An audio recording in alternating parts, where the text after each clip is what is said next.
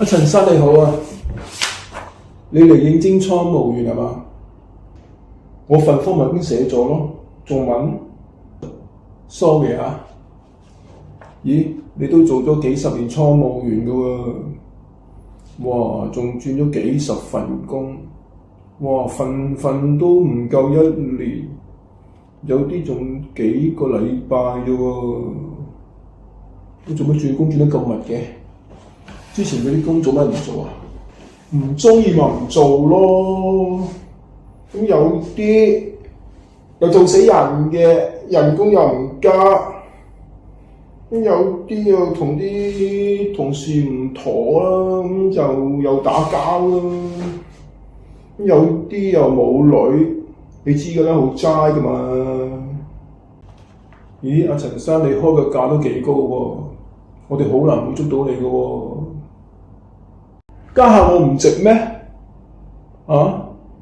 你少一個賓我都唔嚟做啊！到時你唔好諗住翳我啊！後生仔唔好咁衝動，坐低慢慢傾。而家嘅機員缺人，我引你。OK，冇問題。